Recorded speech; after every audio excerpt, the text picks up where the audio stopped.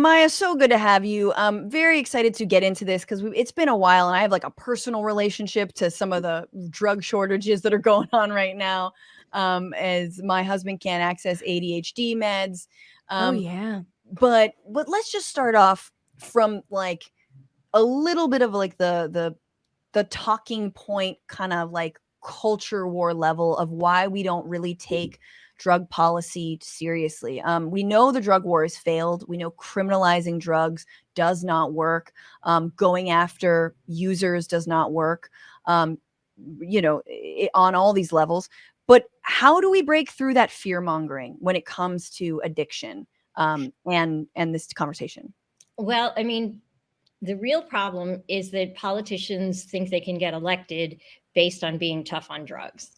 And the drug war is not successful at solving anything to do with drugs, but it is super successful at locking up Black and brown people. And so that is really what stands in the way of it. Mhm. Now, it's been interesting lately because the opioid situation has been perceived as being white. Right. And then suddenly harm reduction begins to come into the dialogue, and we can think about being kinder to people with addiction and using solutions that actually work. Right. But there is this sort of old momentum. I think also a lot of politicians are stuck in the 90s. Mhm. And they think that if they, support legal marijuana or do anything like that, that they will immediately lose power. And that's actually no longer true. The public is way further along than the politicians because most of the public does not want to use drug policy as a political issue, but actually wants their friends and family members and other loved ones to be helped. Mm-hmm. Mm-hmm. Absolutely. Yes, exactly. So opening with it's racism, of course, in this country, like, and the feature, not the bug of the drug war is that it's locking up Black and brown people. And yeah, now we have the opioid crisis, and we also have this fentanyl crisis that gets trotted out on Fox News a lot, but no real solutions are being offered other than throwing more money at the DEA. Oh, this is why we defunded the police, even though we did not. Mm-hmm. But look, when you look at the numbers, and you've written about this in your op-eds, 100,000 dead in 2022 is absolutely chilling and unacceptable. Talk about this fentanyl epidemic. Sure. And what's the root cause, and what can be done, I guess. So the root cause of our fentanyl epidemic is drug policy, is our bad drug policy. Now, there's not to say that there aren't other factors, but the situation was in the 2000s, we had a massive increase in prescribing of prescription opioids. Mhm. And some of that actually helped people with pain. But a lot of that got diverted to the street. 80% of people who misuse prescription opioids did not have a prescription for the first opioid that they misused. So the vast majority of this is people who use drugs who are not any more innocent than people who use crack back in the day. But we kind of, again, want to see white people as innocent, so they had to be addicted by doctors. Anyway, once we discovered that there was this, enormous rise in opioid misuse, we decided, hey, the best way to solve this is to cut the medical supply. So we cut the medical supply in half and basically tripled the overdose death rate that we had already massively increased earlier. And so the result, we knew, because it forced people to go from getting their prescriptions or from the doctor's office to the streets. Yeah, well, also, even stuff that was diverted from doctors' offices, it was still pharmaceutical drugs. Like, for Right. everything you want to say bad about the pharmaceutical companies, and there's a lot bad to say, at least their products are pure and of known dosage. Yeah. Right. So when you switch from something like that to fentanyl, which can range from 50 times stronger than morphine to 10,000 times stronger. Jesus. Yeah, so you've got that, and you've also got the fact that one of the reasons that people previously were able to live relatively long lives while taking opioids is that the supply was reasonably steady. If you didn't get what you were sold, it was probably a placebo. It wasn't going to kill you. You were going to end up in withdrawal, but that isn't the situation today. Now, what they are cutting with is a very active substance, sometimes many times more than one. And so you end up with people not being able to build a tolerance to substances. And that makes it even more likely that they would overdose, even if it wasn't a zillion times stronger. Right. Right. And so in terms of that policy, who made that call? And how, you talk about the difference between the DEA and the FDA, and just explain which court is this ball in, and which court should it be in? And well, yeah. So unfortunately, the ball is in a zillion courts, and there are many, many different messes organizationally that lead to this problem.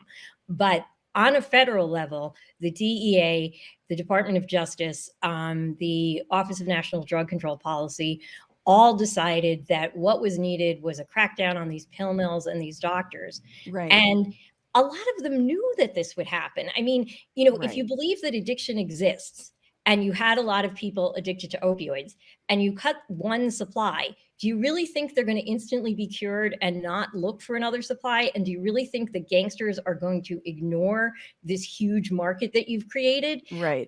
We had a list of every single person who was getting drugs from a pill mill. Now, some of them were pain patients. Some of them were people with addiction. We could have taken that list and said, okay, let's evaluate you, get the pain people continuing pain medication, get the people who have both complex care, and get the people with addiction medication, which interestingly is most successful by using an opioid. Mm-hmm, mm-hmm, mm-hmm. Yeah. And because it's a controlled substance, there's all these different regulations. I mean, I guess I just kind of want to jump to this ADHD discussion, because again, it's affecting me, and I have a 6-month-old, and my husband's been off Adderall for 6 months since October. So, and then the step in is Vyvanse, and that's actually in short supply. So there's it's really, really bad. Anyway, I'm doing mornings is all I'm trying to say. But it's it's So, crazy. yeah, and people aren't really talking about it that much. There's not that much action being taken. What's happening? So basically, this one is pretty clearly down to the DEA. And there were originally some manufacturing shortages that happened, during the pandemic, and supply chain issues that happened with pretty much everything during the pandemic. Yeah. But the FDA keeps quotas of how much each particular company is allowed to make of each particular controlled substance. Okay. And so one company might not be using all its quota, but another company is. And so, they ask for the DEA to raise the quota, and they're saying no, because the other people have spare. The other issue is that the distributors who provide the drugs to the pharmacies, in order to settle the opioid cases, they said, okay, we're just going to distribute a lot less controlled substances. And so they have secret quotas for pharmacies, and the pharmacy doesn't know if they're about to hit it. And this is really the dumbest way to deal with a medical problem. We can argue about doctors over-prescribing or whatever, but either you trust the doctors to prescribe or you don't. If you trust them to prescribe, you should make the drug available. If you don't, then we have an even bigger problem. But the bottom line is that people with ADHD are really suffering right now, and needlessly, because of this bureaucratic mess that is largely down to law enforcement, whether it be the DEA itself or these opioid settlements, which the idea was, again, that the evil pharmaceutical companies caused this, so therefore we will just crack down on the supply. And doing that does not work. Addiction is much more complicated. Right. And then the lack of actual solutions to addiction, which I do want to eventually get to. But I love you also write about, a year or in the summer of last year, after the Dobbs decision came down, and since you we're talking about what happens when you criminalize medicine, applying that to abortion rights and reproductive rights, and what just happened now with the essentially rescinding of mifepristone's FDA, approval, which is going to impact abortion seekers across the country. Talk about that. Like, talk about what happens when we criminalize these, like, basic medicine. Well, so this is, the ADHD crisis is a classic example of this. When you're trying to legislate using a sledgehammer, you're going to end up with lots of a mess. You're going to end up with people who should get the drugs not getting the drugs, and people who shouldn't get the drugs getting the drugs. So, you just can't, surgery is delicate. You need these little teeny tools, not sledgehammers. Yeah. And if you want to practice medicine, the first thing you're going to learn is that people are hugely variable. One patient might take an opioid and it really helps them. Now their pain is under control. They can get on with their life. They can function. I could be on a massive dose and you wouldn't know if I was tolerized to it. Somebody else might develop an addiction. Another person might be, yuck, this makes me nauseous. It's horrible. Right. Another person might actually become stimulant. Like, it's like drugs work incredibly variedly. This is why we have this whole thing with antidepressants, where first they were like the panacea, and then they were like a poison, and then it was like they're a placebo. All three of those things are true, because different people react to drugs in different ways. Right. This sounds really tedious, but the bottom line is that when you have legislators trying to set medical policy by creating broad brush laws, you end up with patients suffering. And if we want to have a decent medical care system, we have to trust that our doctors are going to prescribe as they should. And we can either work with them by teaching them better medicine if somebody's over-prescribing, but doing this just by creating shortages does not solve ADHD over or under diagnosis. And it just creates a mess. Yeah, and when it comes to mifepristone, it's basically everything that the Republicans were fear-mongering about. Remember, under Obamacare, like, oh, Uncle Sam's gonna be in, under your hospital gown. Like, now that's actually happening. Now there are doctors consulting their hospital's lawyers, and who are running interference while a woman is miscarrying and needs immediate medical attention, or someone needs an abortion, whatnot. And so it's like, it makes it even more bureaucratic when you come down on these different types of medication. You don't want lawyers practicing medicine. When lawyers practice medicine, nothing good happens. And you end up like, doctors are, they don't want to go to jail or prison, quite reasonably. So they're going to protect themselves first. And this is what happened with the pain patients. They were like, I know this drug benefits you, but I got to take it away because otherwise I'm going to get arrested. And similarly with abortion. And one of the scary things about the whole mifepristone situation is that if any random judge can just say, okay, this drug's been approved for years, there's no safety problems, but I don't like it, then we really don't have an FDA anymore.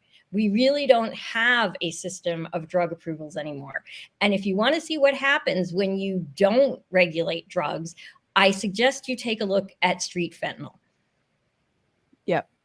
No, and that's so that, and this all kind of goes to, that's the thing, is like, we're in a culture war moment.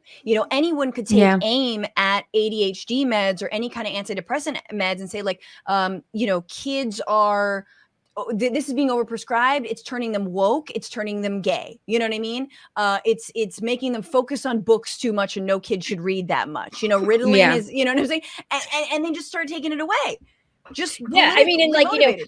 What I'd like to see is let's find one of these really far right folks who's like, let's ban Viagra. Like, that has no real purpose. But absolutely changes when that happens. Exactly. Yeah, you don't even deserve an erection. Exactly. You know what I'm saying? The Lord said no. The Lord said you were done. Yeah, absolutely. What, you're gonna go against God's will? Yeah. Yeah, and so going to, what can be done. I think it's interesting when we talk about regulation, right? And I think we're sort of in this intersection between, for lack of a better term, I guess, illicit street drugs and regulated drugs. And I think the opioid epidemic proved that those things that policy needs to work in tandem. And as you've, laid out, that those policies need to work in tandem. And yet I think we kind of, like, when weed was legalized, my perspective is, like, I feel like it should be more regulated, you know what I'm saying? In certain aspects, but I also think that it should be, like, lower costs and all this, and you could grow it. I have a lot of thoughts, but anyway, let's talk about harm reduction. Let's talk about let me just say one thing to that. Like, the way we regulate drugs overall needs to change. We need basically the equivalent of an FDA for so-called recreational drugs. Yes. The idea, and I mean, basically we're swinging from a situation of going from absolute prohibition to absolute commercialization. And those are the worst two ways of doing drug policy. In the middle is the sweet spot, which is actually harm reduction, which is recognizing that all of these things take place in context, and that, this year's drug, a lot of people will do, and then a lot of the same people who would have done this year's drug will do next year's drug when it's in fashion. So in order to deal with that, we have to look at all the complex things like, does this drug substitute for that drug? I tend to think that marijuana often substitutes for alcohol, which is a positive substitution because it's less harmful. So some degree of commercialization of marijuana to compete with the commercialization of alcohol is slightly useful. But ideally, fight fire with fire. Ideally, you would want to really regulate everything and sort of try to make policy drive people as much as possible towards the least harmful substances. And so harm reduction is basically the idea in drug policy that we should stop people from getting hurt rather than trying futilely to stop them from getting high. I mean, people have been getting high forever. Cats have catnip. I mean, it's like, we all have, even creatures that are less evolved. Cows do mushrooms. Exactly. Yeah. Like, there's many like animals it grows under their shit. You know what I'm saying? Like, they don't have to do it. They have a choice.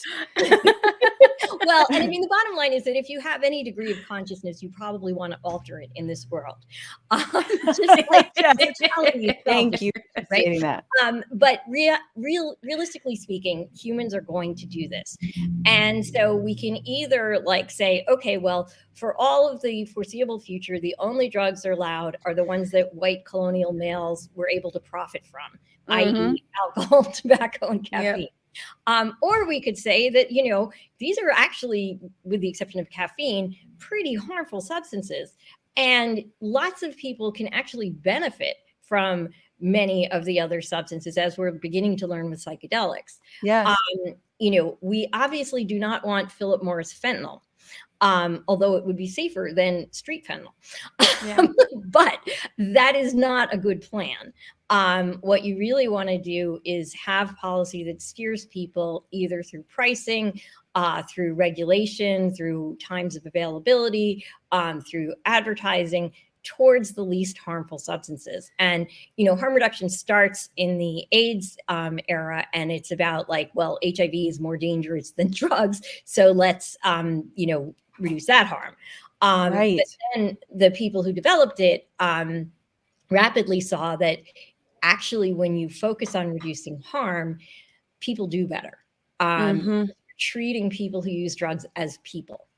And absolutely. When you treat someone, hey, I'm not trying to make you do anything. I just want you to live.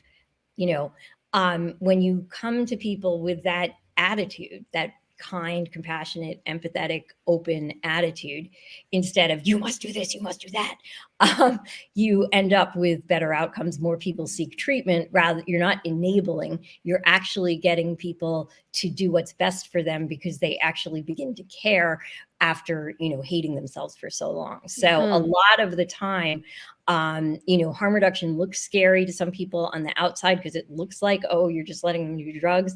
In fact, they're doing the drugs already. So how do we keep them alive until they can get to a healthier place. Absolutely. And not having to, I mean, what puts people in so much danger? I mean, drugs remaining illegal as they are already puts someone in danger when they're acquiring it, but also finding places to use, or wanting to keep it a secret, or the stigma around it adds to a lot of that lack of safety. And so when that can melt away, and again, yeah, there is more compassion. You can actually start to treat it. It's not say, it'll always, it's a silver bullet, but it's absolutely it's a reduction step. of harm. It's not elimination of harm. Yeah, it's exactly. pragmatic, and it meets people where they are. And, Totally. this is what we do in the rest of medicine. I mean, nobody like cuts people off of insulin because like they didn't stay on their diet. Don't have the donut police. We recognize Herschel Walker wanted to do that. Remember, that was his plan. He was like, they were like, what are you going to do about prescription drugs? He's like, you know what? People don't eat enough greens. And you were like, wow. Like, yeah. I mean, people are complicated. We don't always do what's best for us. Sometimes we rationally choose to take some risks, and we need to like respect that people have agency, and that if you actually give them better choices, they will tend to make better choices. Yeah. Can I just wanted to ask about where it has worked, where you've seen harm reduction work, and then why, we've seen Gavin Newsom veto a safe injection site plan in California. We've seen the Biden administration cave to the right in removing clean needles from, I guess, kits that were distributed during the pandemic. No, the needles stay in, the crack pipes went out. Oh, the pipes went out. Got it. Right. Damn. He slipped an apple in there and was like, just cut out the hole. You know what I'm saying? Just cut a little hole in there. Come on, man. Exactly. I mean, but yeah, like there is enormous pressure because so many politicians either are right wing or stuck in the 90s. Right. And so they're, I believe Newsom wants to run for president, so he doesn't want those attack ads with, look, he wants people to shoot up safely. Yeah. And they can't, and whatever. I mean, look at this clean facility that also has a bathroom and staff. It's really like, horrible. That look sounds great. Well, like, look how nicely they're treating these horrible, bad people who we should be kicking in the face, right? Exactly. So, I mean, yeah, it's just really sickening, especially from people who claim to call themselves Christians. But because I have to say, some of the most faithful, spiritual, religious things I've seen have been people working in harm reduction, like serving people who are, everybody else will not be in the room with them. And so in terms of places where harm reduction has worked, Portugal is the obvious example. They decriminalized all possession, and they put a lot of money into voluntary treatment. They did not legalize dealing, but users don't get arrested for possession. And, some people made weird claims like, oh, actually they do get forced into treatment. And that is simply not true. I've been there. I've talked to the officials there. 5% of the time, that's when people get stopped for a citation, which happens if they're publicly in possession. Only 5% of the time do they have a second such offense. So obviously they're not pushing a lot of people into treatment if nobody even gets a second strike, right? Right. Yeah. But now that you've reduced the stigma, you have less overdose. They do have safe injection sites. They do have needle exchanges. They have expanded methadone treatment. They have expanded abstinence treatment. They've basically made it so that if you want help, you can get it without having to be, arrested first. Yes. Yeah. What's really silly about the whole thing, again, like we don't have the donut police. We recognize that complex conditions take time to change, and that jail and prison simply do harm. I mean, I could list off a whole bunch of statistics about reduced, increased mortality, increased COVID, increased HIV, increased tuberculosis, lowered life expectancy, worse cancer, pretty much any bad outcome, sexual abuse, that you can think of is made worse by jail and prison. Yeah. So what are the things that are associated with recovery? Employment, having a home. What does having a criminal record do to your chances of employment or having a home? Well, it reduces them. Yep. So it's just backwards. If we want people to get better, we need to attract them into treatment. And it's actually not that hard to do, because addiction actually isn't fun. There's this sort of whole misconception that like, oh, they're out there having, being lazy, having such a great time. Well, first of all, being lazy isn't going to cut it, because you got to score every day and you got to get in. Yep. That's not happening. There's a lot of enterprise going on there, for good or ill. Right. But hedonism, once you're addicted, it mostly doesn't work anymore. And the people who get addicted, something like 70% have at least one severe childhood trauma. Vast majority also have mental illness, which often, lots of people have predispositions to it, but what tends to turn a predisposition into an actual condition is trauma. So these are not like happy people who are like, I just want to live freely and not have any responsibilities. Yeah. It's sad people who are seeking to feel okay, not happy people who are seeking to feel better. Right. And just like on the unhoused population or the mentally, ill, like there's overlaps, of course. And, we are fighting the right that wants to just forget about them and doom them to, again, just the trash chute of humanity, kind of like, well, sorry, you didn't cut it. Goodbye. Like all of this is your fault.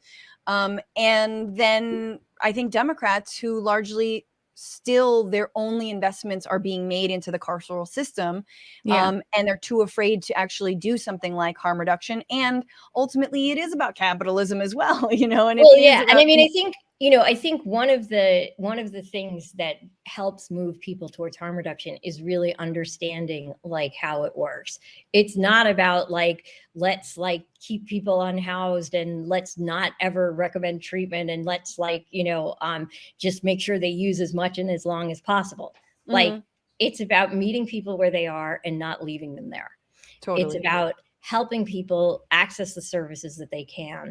And one of the things that I think is really important to mention is like, if you think of the famous people with addiction, pretty much any rock star, for example, lots of people in theater, but also lots of people, in math, or all kinds of talented people have addiction. And not that only talented people should live, but if you want to actually have more scientists, more artists, more workers, there's an enormous amount of talent among the people that we seek to throw away. And I'm struck by this every time I go out and do interviews and talk to people.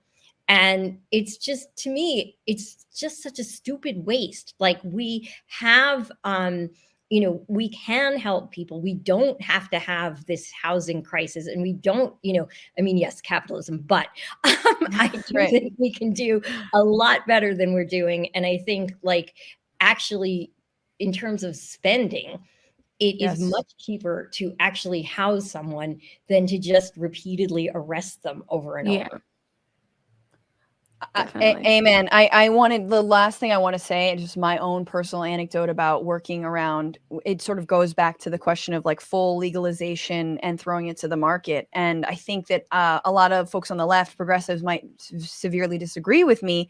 And I want to just underscore what you said about that importance of regulation and steering people to the less harmful things. I was in Uruguay, of all places, doing a story about the legalization of marijuana. They studied all the cases. They studied, looked at Amsterdam and Holland. They looked at Portugal. They looked at Colorado. They looked at, states in the United States. And then they crafted their own drug policy around marijuana legalization. And what they didn't want to do was throw it to the open market, because they knew that they're oversaturated in cigarettes and alcohol. Everywhere is being advertised. And they're like, we don't want this just to become another over-marketed substance. And we are going to, we're going to keep a registry of folks so we know how much they're getting. We're going to have actually like subsidized farms, government subsidized farms to grow it. And we're going to allow individuals to grow up to 30 plants effectively, but they cannot sell it. They can only create a club where they can give out marijuana. They cannot accept money for it. I believe that was the case. So they're not allowed to become, like distributors necessarily. It's, you can be part of a club. I can join your club. You can have some of my flowers. Like, and there's no money to be made in that, Maia. So it's like you're in between this, like, drug policy BS and the like hyper capitalist that sorts of the market BS. And you're right about there's something in the middle there. And the government does have a role to play that doesn't have to be so cruel and ham-fisted. What's going on, Frantifa? If you haven't already, subscribe to this channel right now. Hit that button. And also, you can become a patron and support the show every single week. Get access to bonus episodes and exclusive merchandise. Patreon.com/Bitchuation Room. Do it.